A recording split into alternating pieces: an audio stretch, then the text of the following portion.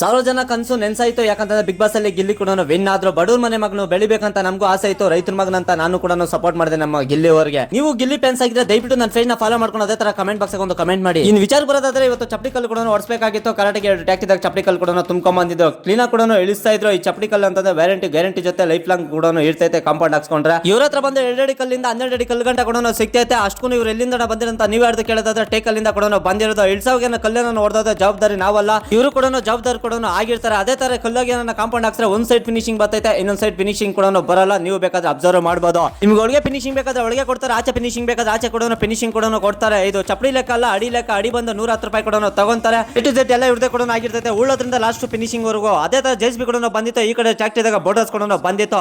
ಜೆಸ್ಬಿ ಬರ್ಬೇಕಾದಾಗ ಚಿಕ್ಕ ಬಕೆಟ್ ಕೂಡ ತಗೊಂಡ್ಬಂದಿದ್ರು. ಯಾಕಂತ ಜನಗಳು ತೋಟದ 2-3 ದಿನ ಲೇಟ್ ಆಗ್ತೈತೆ. ಅದಕ್ಕೋಸ್ಕರ ಚಿಕ್ಕ ಬಕೆಟ್ ಕಾಲುವೆ ಎತ್ಕೊಂಡ್ರೆ ಈಸಿ ಕೂಡ ಇರ್ತೈತೆ. ಕಾಲುವೆ ಕಾಂಪೌಂಡ್ ಹಾಕ್ಬೇಕಾಯ್ತು. ಇದೇ ಜಾಗ ಅವೆಲ್ಲಿ ಕಾಂಪೌಂಡ್ ಹಾಕ್ಬೇಕಂತ ಜಾಗ ತೋರಿಸಿ ಸಾಕು. ಕ್ಲೀನ್ ಆಗಿ ಮಾರ್ಕ್ ಮಾಡ್ಕೊಂಡು ಜೆಸಿಬಿದಾಗ ಕಾಲುವೆ ಕೂಡ ಎತ್ಕೊಂಡು ಹೋಗ್ತಾ ಇರ್ತದೆ. ಆ ಕಡೆ ಜೆಸಿಬಿ ಕೆಲಸ ಮಾಡ್ತದೆ. ಈ ಕಡೆ ಕ್ರೈನ್ ಗೆ ಚೈನ್ ಹಾಕ್ಬಿಟ್ಟು ಕ್ಲೀನಾಗಿ ಚಪ್ಪಡಿ ಕಲ್ಲಿಗೆ ಕೂಡ ಟೈಟ್ ಕೂಡ ಮಾಡ್ಕೊಂಡು ಕ್ರೈನ್ ಚಪ್ಪಡಿ ಕಲ್ಲಿಗೆ ಕೂಡ ಎತ್ಕೊಂಡು ಕೂಡ ಬರ್ತಾ ಇರ್ತಾರೆ.